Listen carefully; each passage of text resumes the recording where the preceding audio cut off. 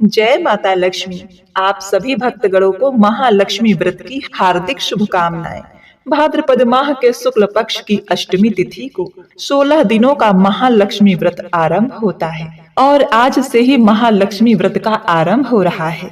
ऐसी मान्यता है कि इन 16 दिनों तक महालक्ष्मी व्रत का पालन करके कथा को सुनने से घर में स्थायी लक्ष्मी का आगमन होता है, परिवार में सुख समृद्धि आती है, धन धान की कोई कमी नहीं रहती, जीवन की सभी परेशानियों का नाश होता है और जीवन सुखमय बन जाता है। इस व्रत का पालन करने से मृत्यु के बाद मोक्ष की प्राप्ति होती है और साधक को जीवन के सारे सुख प्राप्त होते हैं। उसके रोजगार और व्यवसाय में उन्नति होती है, वह खूब तरक्की करता हुआ समाज में खूब नाम कमाता है। तो घर की दुख दारिद्रता दूर करने के लिए, अपार धन संपदा प्राप्ति के लिए 16 दिनों तक शाम को दरवाजे पर घी का दिया जरूर लगाएं। सूर्यास्त के बाद दही खाने से या घर में झाड़ू लगाने से भी लक्ष्मी जी चली जाती हैं। इसलिए ये दो काम न करें और 16 दिवसीय महालक्ष्मी व्रत कथा का श्रवण करें। महालक्ष्मी व्रत कथा पुराणों के अनुसार प्राचीन समय में एक नगर में एक गरीब ब्राह्मण निवास करता था। वह ब्राह्मण भगवान श्री हरि विष्णु का परम भक्त था। वह हर दिन पूरे विधि विधान के साथ विष्णु जी की पूजा करता था। इसी तरह वह कई सालों तक श्री हरि विष्णु भगवान की पूजा करता रहा। तो उसके नियमित पूजा पाठ से भगवान श्री हरि उस पर प्रसन्न हो गए और उसे दर्शन देकर कहने लगे, हे वत्स, मैं तुम्हारी पूजा पाठ से बहुत प्रसन्न हूँ। तुम मांगो, क्या मांगते हो? मैं तुम्हें वरदान देना चाहता हूँ। तो वह गरीब ब्राह्मण कहने लगा, हे भगवान, आपके दर्शन पाकर मैं तो धन्य हो गया हूँ, पर प्रभु मैं क्या करूँ? मेरे घर में बहुत ही गरीबी है और मैं अपनी गरीबी के चलते बहुत ही दुखी रहता हूँ। तो आप मुझे गरीबी दूर करने का उपाय बताइए, ताकि मेरे घर में भी माँ लक्ष्मी का स्थायी निवास हो और धन धान्य की कभी कोई कमी ना हो। तब भगवान श्री विष्णु जी ने उस ब्राह्मण से कहा, हे प्रिय ब्राह्मण, मैं तुम्हें इसका एक उपाय बताता हूँ, तुम ध्यान लगाकर सुनना। रोजाना यहाँ मंदिर के सामने एक वृद्ध स्त्री उपले पाथती है, जो स्वयं लक्ष्मी जी हैं। तुम प्रातः काल जाकर उनसे अपने घर आने की प्रार्थना करना। अगर वह तुम्हारी प्रार्थना स्वीकार कर लेती हैं, तो तुम्हारे घर में कभी भी किसी चीज की कमी नहीं रहेगी और तुम्हारी सारी गरीबी दूर हो जाएगी।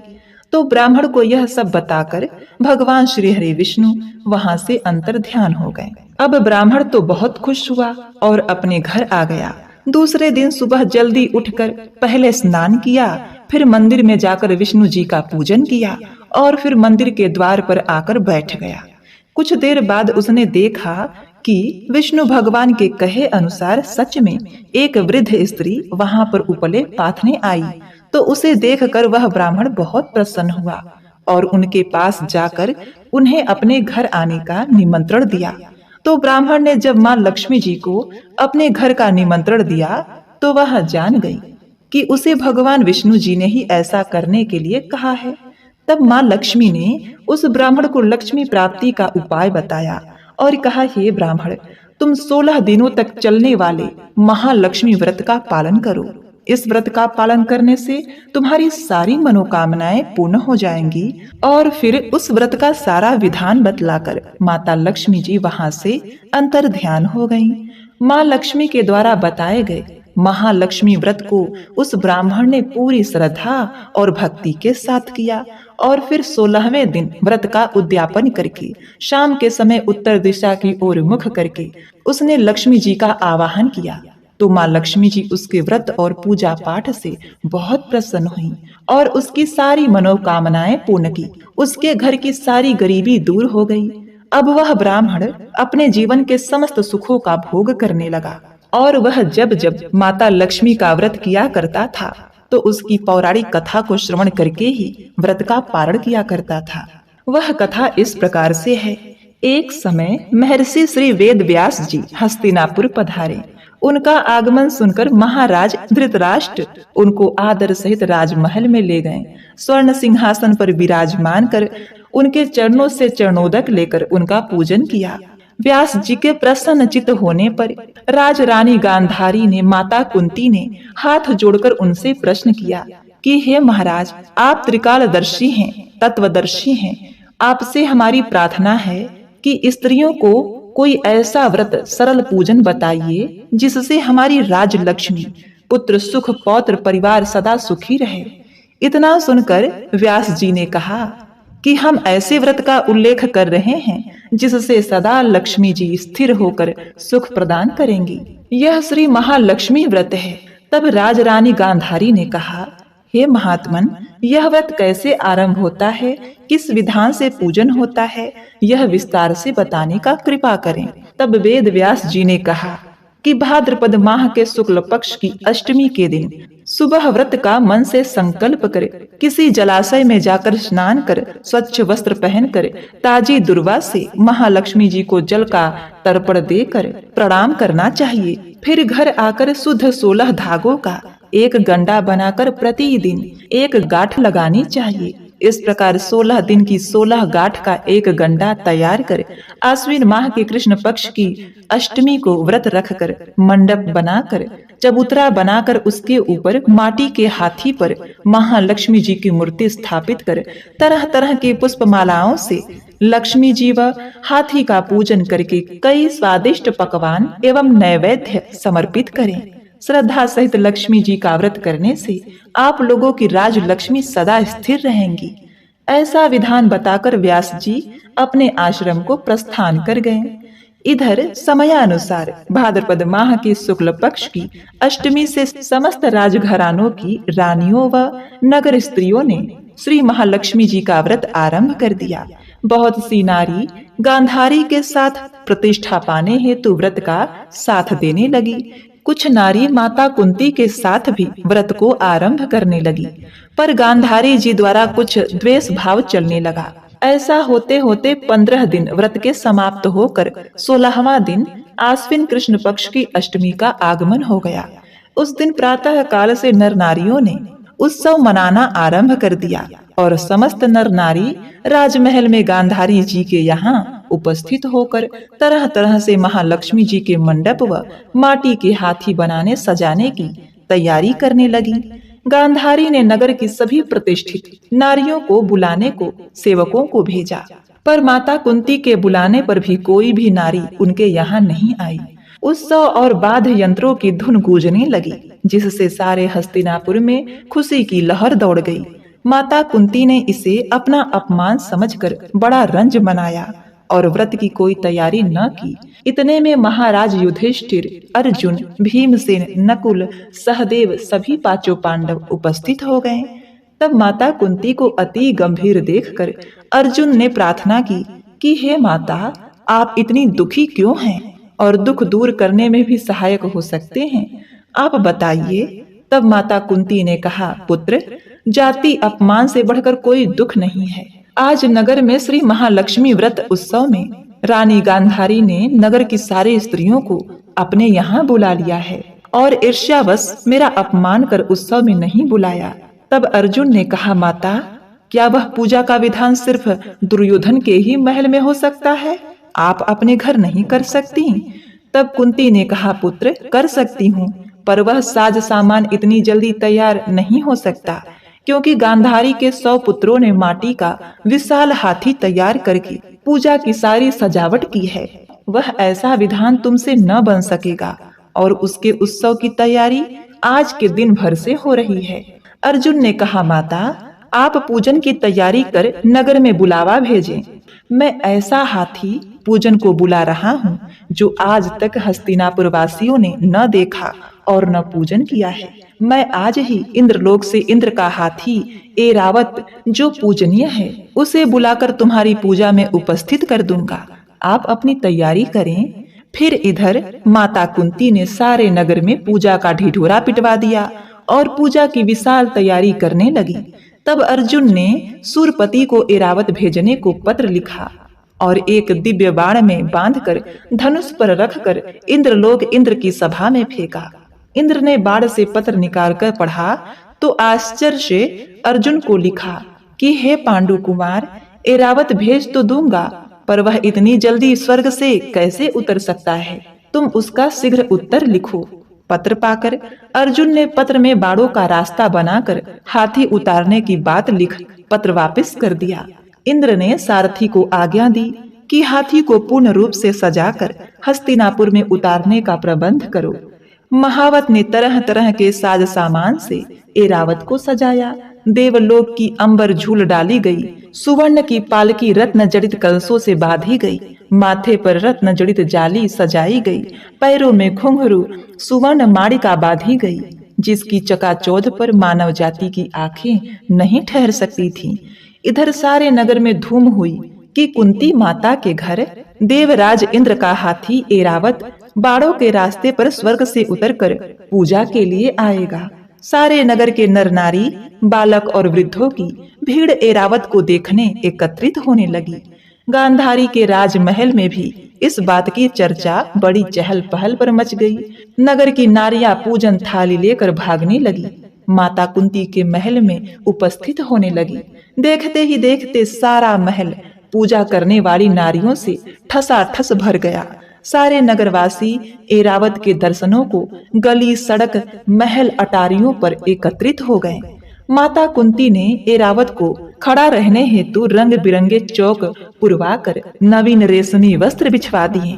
हस्तिनापुरवासी तरह तरह की स्वागत की तैयारी में फूल, माला, अबीर, केसर हाथों में लेकर पंक्तिबद्ध खड़े थे। इधर इंद्र की आज्ञा पाकर एरावत स्वर्ग से बाड़ों के बनाए रास्ते से धीरे धीरे आकाश मार्ग से उतरने लगा, जिसके आभूषणों की आवाज नगरवासियों को आने लगी। एरावत के दर्शन के लिए नर नारियों ने जय जयकार के नारे लगाना आरंभ किए। ठीक सायंकाल एरावत माता कुंती के महल के चौक में उतर आया। समस्त नर नारियों ने पुष्पमाला, अबीर, केसर को चढ़ाकर हाथी का स्वागत किया। महाराज धौम्य पुरोहित द्वारा एरावत पर महालक्ष्मी जी की मूर्ति स्थापित करा के वेद मंत्रों द्वारा पूजा की गई। नगरवासियों ने लक्ष्मी पूजा का कार्य करके एरावत की पूजा की। फिर तरह तरह के मेवा पकवान एरावत को खिलाए गए। ऊपर से जमुना का जल पिलाया गया। फिर तरह तरह के पुष्पों की एरावत पर वर्षा की गई। पुरोहित द्वारा अनेक वैदिक मंत्र पढ़े गए। व्रतधारी नारियों द्वारा लक्ष्मी जी का पूजन विधि विधान से कराया गया। कुंती ने व्रत के डोरे के गंडा में 16वीं गांठ लगाकर लक्ष्मी जी के सामने समर्पण किया। ब्राह्मणों को पकवान, मेवा, मिठाई देकर भोजन की व्यवस्था की गई। तब वस्त्र, द्रव्य, सुवर्ण, अन्न, आभूषण दे करके ब्राह्मणों को संतुष्ट किया। तत्पश्चात सभी व्रती नर नारियों ने महालक्ष्मी जी का दीपक जलाकर प्रेम पूर्वक पूजन कर आरती आरंभ की। मधुर संगीत लहरियों के साथ भजन कीर्तन कर संपूर्ण रात्रि महालक्ष्मी जी के व्रत का जागरण किया। दूसरे दिन प्रातः काल राज पुरोहित द्वारा वेद मंत्रोच्चारण के द्वारा जलाशय में महालक्ष्मी जी की मूर्ति का विसर्जन कर दिया गया। फिर एरावत को विदा कर इंद्रलोक को वापस भेज दिया गया। इस प्रकार से जो भी स्त्रियां महालक्ष्मी जी का यह व्रत विधि विधान पूर्वक करती हैं, उनका घर सदा धन धान से भरा पूरा रहता है और उसके घर में साक्षात लक्ष्मी जी सदा वास करती हैं। आज के बाद पूजा करने के बाद, इस कथा को सुनने के बाद इस मंत्र का श्रद्धा और सामर्थ्य के अनुसार जाप करना चाहिए। यह मंत्र है: महालक्ष्मी नमस्तुभ्यं, नमस्तुभ्यं सुरेश्वरी, हरिप्रिया नमस्तुभ्यं, नमस्तुभ्यं दयानिधे।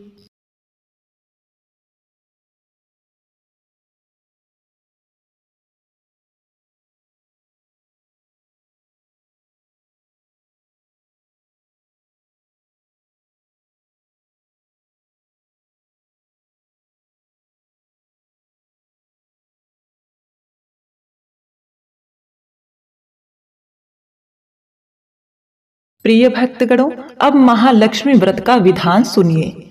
इस व्रत का पालन करने वाले लोगों को 16 दिन व्रत करना होता है और व्रत के 16 दिनों में संध्या के समय चंद्रमा को अर्घ देना होता है और फिर 16 दिन के बाद इस व्रत का उद्यापन किया जाता है। तो 16 दिनों की पूजा के लिए आपको श्री गजलक्ष्मी की एक फोटो लेनी है। हल्दी, कुमकुम, अक्षत और बैठने के लिए आसन 1 रुपया, धूप दीप, लाल फूल, लाल रंग के वस्त्र, तांबे का कलश, कलश को ढकने के लिए कटोरी, घी, नैवेद्य, फल फूल, चंदन, फूल माला, दुर्वा, कच्चा सूत, सुपारी, नारियल। महालक्ष्मी व्रत के पहले दिन सुबह जल्दी उठकर स्नान करने के बाद में साफ वस्त्र धारण करें। चावल के घोल से घर के आंगन में अल्पना बनाएं और उस अल्पना में माँ लक्ष्मी जी के चरण जरूर बनाना चाहिए। और फिर पूजा स्थल पर आसन बिछाकर बैठ जाएं और उसके बाद माँ लक्ष्मी का स्मरण करते हुए व्रत का संकल्प लें। उसके बाद 16 तार का धागा लेकर उसमें 16 गांठें लगाएं और उसे हल्दी से रंग कर अपने हाथ पर बांध लें। स्त्रियां अपने बाएं हाथ पर और पुरुष अपने दाएं हाथ पर बांधें। फिर धान की बालियां, आम और आंवले के पत्ते लेकर उससे माँ लक्ष्मी जी का आसन सजाएं। कलश में जल भर कर रख लें। साथ ही भगवान गणेश और माँ गज लक्ष्मी की फोटो लगाएं। धूप दीप जलाकर भगवान श्री गणेश जी की पूजा करें। उसके बाद कलश की पूजा करें। फिर माँ गज लक्ष्मी की पूजा करें। जल के छींटे लगाएं, रोली मोली चावल चढ़ाएं, लाल वस्त्र चढ़ाएं, लाल फूल चढ़ाएं, फूल माला अर्पित करें, नैवेद्य चढ़ाएं, दुर्वा नारियल सुपारी चढ़ाएं और सामर्थ्य के अनुसार सोना या चांदी या फिर कुछ रुपया चढ़ा दें। फिर पूरे विधि विधान के साथ माँ लक्ष्मी जी का पूजन करें। पूजन करने के बाद महालक्ष्मी जी की व्रत कथा पढ़ें या सुनें। फिर धूप दीप से माँ लक्ष्मी जी की आरती करें। प्रातः काल पूजा करने के बाद शाम के समय रोली चावल फूल चढ़ाकर भोग लगाकर माँ की फिर से पूजा करनी चाहिए और दीप जलाकर माता की आरती करनी चाहिए। और इन 16 दिनों में घर के द्वार पर भी एक दीपक जलाना चाहिए। और संध्या की पूजा के बाद चंद्रमा उदय होने पर चंद्रमा को अर्घ दें। और जब 16 दिन पूरे हो जाएं, तो अश्विन माह के कृष्ण पक्ष की अष्टमी तिथि को 16 दिन पूरे हो जाते हैं, तो उस दिन व्रत का उद्यापन अवश्य कराएं। उद्यापन करें तो सुहागिन स्त्रियों को भोजन अवश्य कराएं। उद्यापन के लिए आप स्वयं लक्ष्मी माता की पूजा कर सकती हैं। अगर न कर सकें तो किसी योग्य पंडित के द्वारा करवा लें या फिर ब्राह्मण से हवन करवाएं और उसमें खीर की आहुति दें। फिर नया सूप लेकर उसमें 16 की संख्या में चंदन, ताल, लाल पुष्प, पुष्पमाला, अक्षत, दुर्वा, लाल सूत, सुपारी, नारियल आदि सामग्री रखें और उसे दूसरे नए सूप से ढककर माता लक्ष्मी के मंत्र का उच्चारण करके इसे माँ लक्ष्मी को अर्पित कर दें। और माता लक्ष्मी से कहें कि हे क्षीर सागर में उत्पन्न हुई माँ लक्ष्मी, चंद्रमा की बहन, श्री विष्णु वल्लभा, इस व्रत से संतुष्ट हो ताकि मेरी सारी मनोकामनाएं पूर्ण हों। और उसके बाद ब्राह्मण को भोजन कराएं और उन्हें दान दक्षिणा देकर संतुष्ट करें।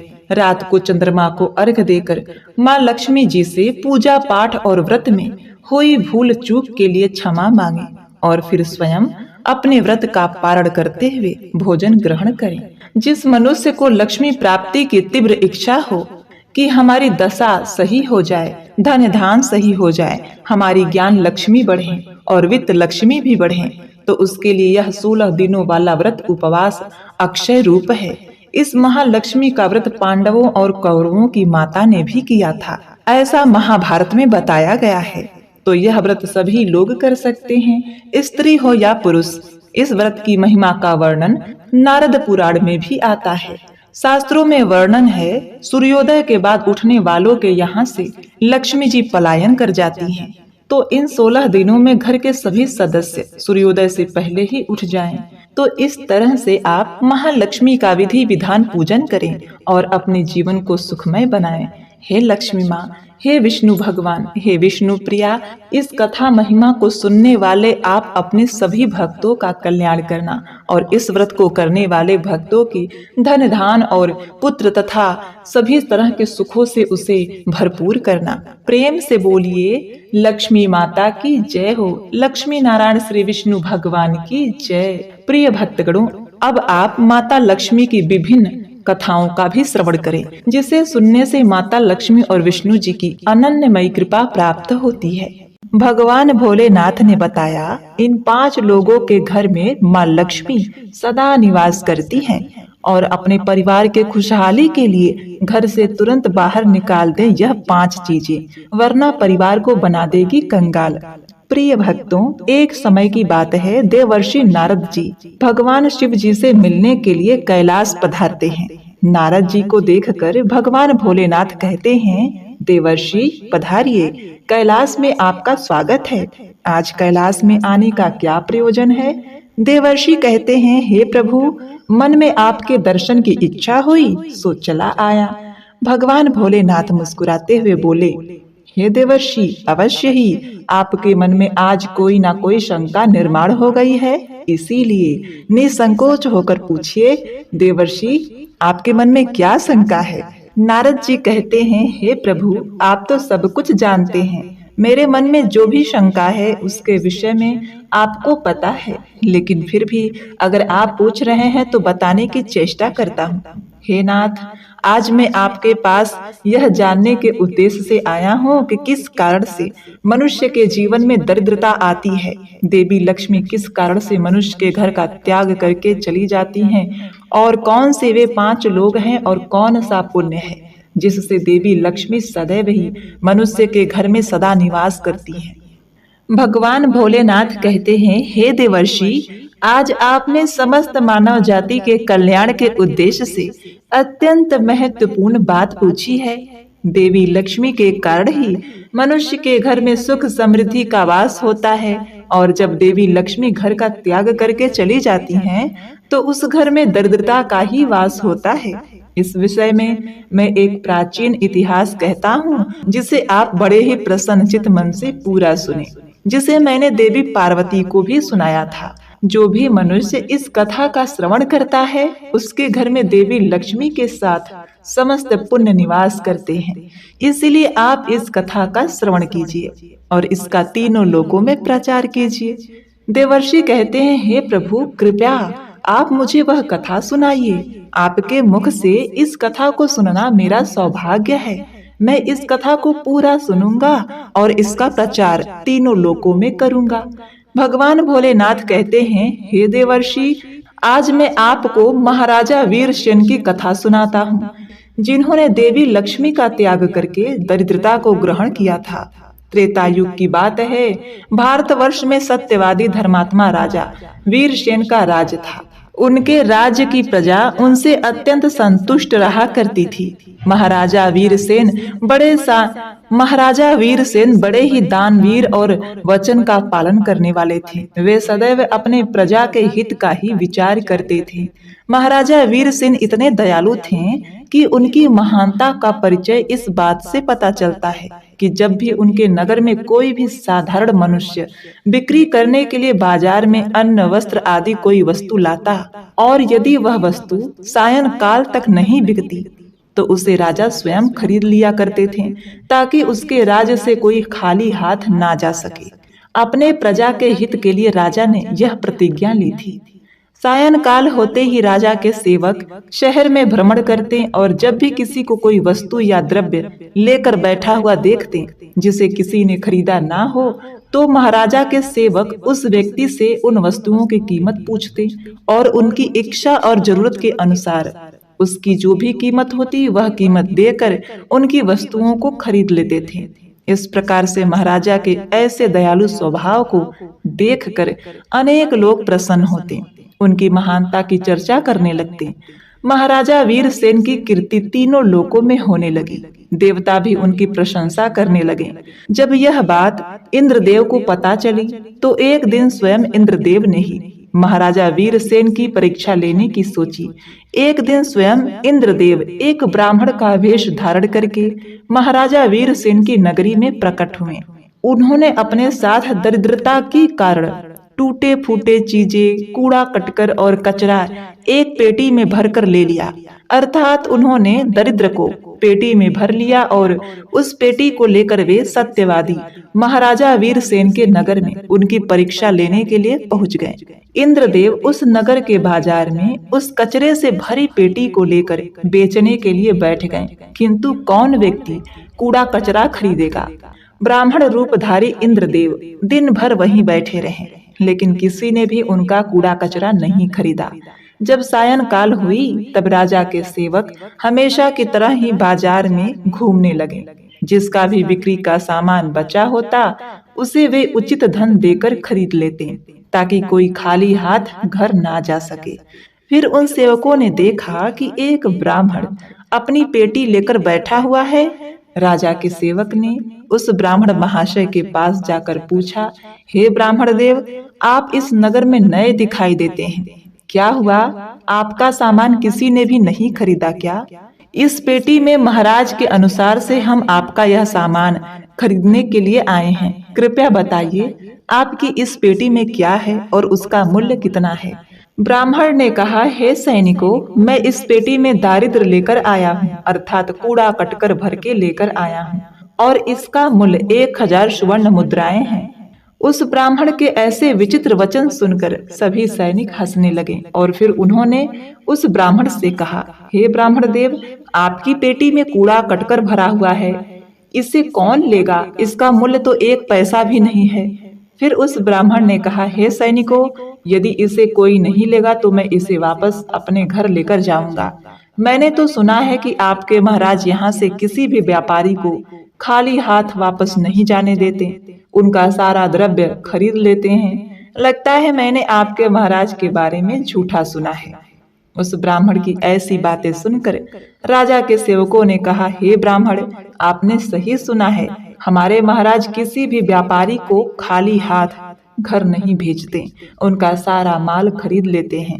इसीलिए तुम थोड़ी देर के लिए रुको, हम अभी महाराज के पास जाकर आते हैं। फिर उसमें से एक सेवक महाराज वीरसेन के पास जाता है और उनसे कहता है, हे महाराज, आज हमारे नगर के बाजार में एक ब्राह्मण आया है। वह बड़ा ही विचित्र है। वह अपनी पेटी में कूड़ा कचरा भरकर लाया है और उसका मूल्य 1000 स्वर्ण मुद्राएं बता रहा है। तब महाराज ने कहा, हे सैनिकों, तुम जाकर उसके सामान का मूल्य जो कम से कम हो सके उतना उसे देकर उसका सामान खरीद लो। उसे उसकी वस्तु लेकर वापस मत जाने दो, अन्यथा मेरा वचन झूठा हो जाएगा। फिर राजा के सेवक उस ब्राह्मण के पास जाते हैं और कहते हैं, हे ब्राह्मण देव, हम आपकी पेटी का मूल्य 200 स्वर्ण मुद्राएं देते हैं। तुम इतनी मुद्रा लो और प्रसन्नता से अपने घर चले जाओ। किंतु उस ब्राह्मण ने कहा, सैनिकों, मैं 1000 स्वर्ण मुद्राएं से कम पैसा नहीं लूंगा। यदि तुम मेरा सामान खरीदना चाहते हो तो खरीद लो, नहीं तो मैं अपना सामान लेकर वापस चला जाता हूँ। तब उस राजा के सेवक ने कहा, हे ब्राह्मण देव, ठीक है, अब हम आपको इस पेटी के बदले में 500 स्वर्ण मुद्राएं देते हैं। इसका मूल्य तुम्हारे लिए रहेगा। लेकिन फिर वह ब्राह्मण नहीं माना और 1000 स्वर्ण मुद्राओं पर अड़ा रहा और कहने लगा, मेरा सामान लेना है तो लो, नहीं तो यहाँ से चले जाओ और मैं भी यहाँ से चला जाता हूँ। फिर वह ब्राह्मण लौटकर राजा के पास जाता है और उनसे कहता है, हे महाराज, उस ब्राह्मण को हमने 500 स्वर्ण मुद्राएं देने की बहुत कोशिश की, किंतु वह फिर भी नहीं माना। उसकी पेटी में कचरा और दारिद्र्य भरा पड़ा है, लेकिन फिर भी वह 1000 स्वर्ण मुद्राएं मांग रहा है। महाराज, आपको उसका कचरा 1000 स्वर्ण मुद्राओं में नहीं खरीदना चाहिए। महाराज वीरसेन कहते हैं, हे सैनिकों, यह मेरे सत्य की प्रतिज्ञा है। मैंने किसी भी व्यक्ति को अपने राज्य से खाली हाथ जाने नहीं दिया है। हम सत्य धर्म का त्याग नहीं करेंगे। इसलिए तुम लोग जाओ और उस ब्राह्मण को कीमत देकर उसकी वस्तु को खरीद कर लेकर आओ, इसमें संकोच मत करो। फिर वह सिपाही ब्राह्मण के पास लौटकर आए। उन्होंने उस ब्राह्मण को 1000 स्वर्ण मुद्राएं दी और उसकी दारिद्र्य से भरी हुई पेटी ले ली। वह ब्राह्मण मुद्राएं लेकर चला गया। फिर सिपाही उस दारिद्र्य से भरी पेटी को लेकर राजमहल में लौट आए। फिर महाराज ने उस पेटी को राजमहल के अंदर रखवा दिया। रात्रि में जब वह सोने का समय हुआ, तब महाराज के राज दरबार के द्वार से एक अत्यंत सुंदर स्त्री निकली। उस स्त्री के 4 हाथ थे, हाथों में कमल पुष्प थे। उस सुंदर स्त्री ने नाना प्रकार के आभूषण धारण किए हुए थे। महाराज वीरसेन अभी बाहर बैठे हुए थे। तब महाराज ने उस अत्यंत सुंदर स्त्री को देखा तो महाराज आश्चर्यचकित हो गए। उन्होंने उस स्त्री से पूछा, हे देवी, आप कौन हैं? इस रात्रि के समय में आप यहाँ से कहाँ जा रही हैं? और आप कहाँ से आई हैं? और कहाँ पर जा रही हैं? महाराज की ऐसी बातें सुनकर स्त्री बोली, हे राजन, मैं तुम्हारे राज्य की लक्ष्मी हूँ। आप सत्यवादी धर्मात्मा हैं, इसी कारण से मैं आपके राजमहल में निवास करती हूँ। किंतु आज आपके राजमहल में दारिद्र्य आ गया है, और जहाँ पर दारिद्र्य रहता है उस स्थान पर लक्ष्मी निवास नहीं करती। आज आपने एक पेटी में भरा दारिद्र्य अपने घर में रखा है, इसलिए अब मैं यहाँ से जा रही हूँ। तब महाराज वीरसेन ने हाथ जोड़कर प्रणाम करके देवी लक्ष्मी से कहा, हे माँ लक्ष्मी, आपकी जैसी इच्छा। मैं अपने वचन और प्रतिज्ञा से बंधा हुआ हूँ। मैं अपना वचन नहीं तोड़ सकता, इस कारण से मैं उस दारिद्र्य से भरी पेटी को लेने से मना नहीं कर सकता। कृपया आप मुझे क्षमा कीजिए। तब देवी लक्ष्मी महाराज के राजमहल को त्याग करके चली जाती है। थोड़ी देर बाद राजा ने एक बहुत ही सुंदर युवा पुरुष को देखा। राजमहल के दरवाजे से निकलते देखा तो महाराज ने उससे पूछा, हे देव, आप कौन हैं? यहाँ पर कैसे आए और कहाँ जा रहे हैं? उस सुंदर पुरुष ने कहा, हे राजन, मेरा नाम दान है। आप सत्यवादी धर्मात्मा हैं, सदैव धर्म का पालन करते हैं, इसी कारण से मैं आपके राजमहल में निवास करता हूँ। किंतु अब देवी लक्ष्मी आपके राजमहल को त्याग कर चली गई है। लक्ष्मी के बिना आप दान कहाँ से करेंगे? इसलिए मैं भी अब आपको छोड़कर जा रहा हूँ।